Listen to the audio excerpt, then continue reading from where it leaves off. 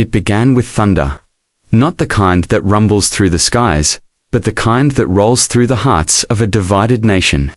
As a heated Senate hearing echoed across the country, broadcasted live, watched by millions, and filled with the kind of tension you could almost touch. Senator Tom Cotton, a man known for his relentless determination and military-hardened resolve, stood at the center of it all. In his hands was a bill he had poured his soul into, a sweeping climate reform package, aimed at transforming America's carbon-heavy economy into a model of green innovation. The stakes were high. Wildfires were devouring California forests. Like matchsticks, floods swept across the Midwest with biblical fury. In Florida, families lived with evacuation bags packed by the door year-round. The people were no longer whispering about climate change, they were screaming. And Senator Cotton, a conservative from Arkansas long criticized for dragging his feet on environmental action, shocked the nation by stepping up with a bold plan. For once, it seemed, Washington was aligned on a common enemy: time. Cotton's bill was ambitious, perhaps too ambitious. It proposed massive federal subsidies for renewable energy startups, a strict carbon pricing model, and mandatory emission caps for all corporations over a certain threshold. It had its flaws, but it also had fire. Activists hailed it as a miracle. Economists debated its practicality. But no one could deny one thing: it was a bold swing, and Cotton was swinging for history. Then came the hearing. On that crisp August morning, the Senate chamber buzzed like a live wire. C-SPAN's viewership spiked. Staffers sat at the edges of their seats. Cotton, calm and confident, took his place behind the podium.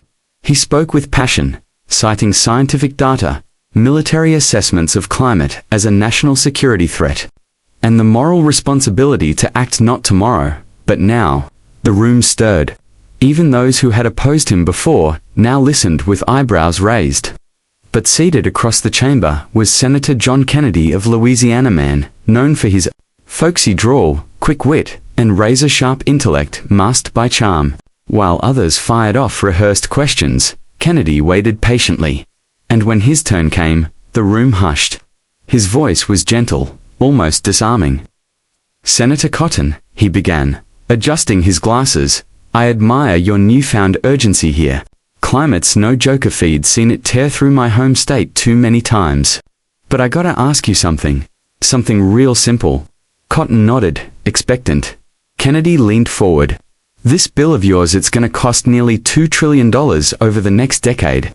You propose funding it through corporate penalties and new energy taxes.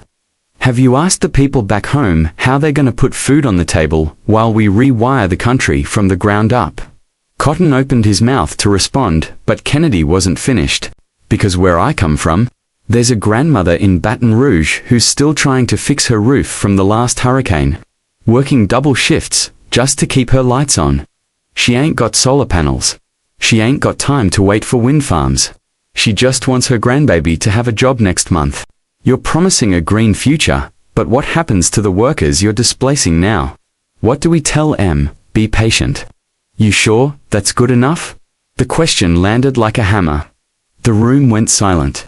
For a moment, Cotton faltered. He blinked. He looked at his staffers, and the camera caught it, just a flicker of hesitation. It was the pause that said it all. He didn't have an answer. Not a full one. Not a human one. The bill, already on shaky bipartisan ground, began to wobble. Supporters wavered.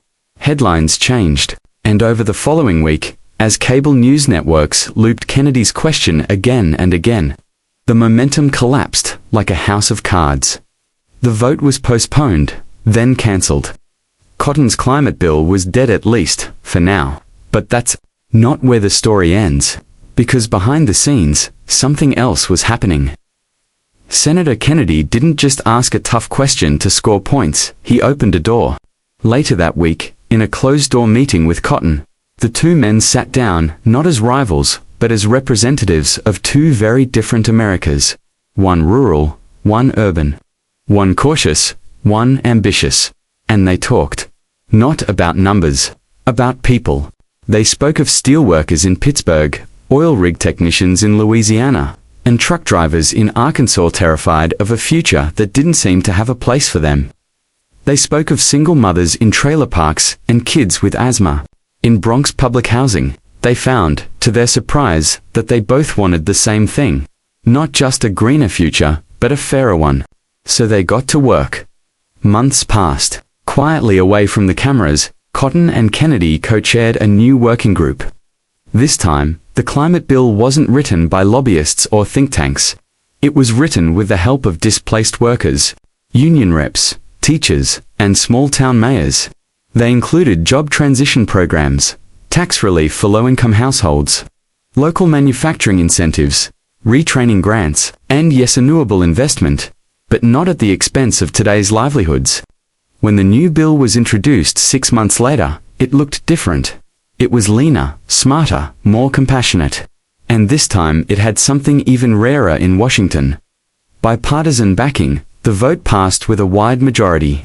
That night, on the Senate steps, reporters swarmed them. A young journalist asked Senator Cotton what had changed his mind. He looked over at Kennedy and smiled. "I didn't change my mind," he said. "I just finally learned how to listen." And that's the legacy that mattered. Not the bill, not the headlines, but the reminder that real progress doesn't come from shouting louder. It comes from asking the right questions and having the humility to answer them honestly. So, to the kids watching that hearing from their classrooms, to the farmers sitting in diners and the dreamers walking city blocks, here's what that day in the Senate meant: change is possible. But only when courage meets compassion. And sometimes, all it takes to stop a bill cold is the right question asked at the right time by someone willing to listen for the answer.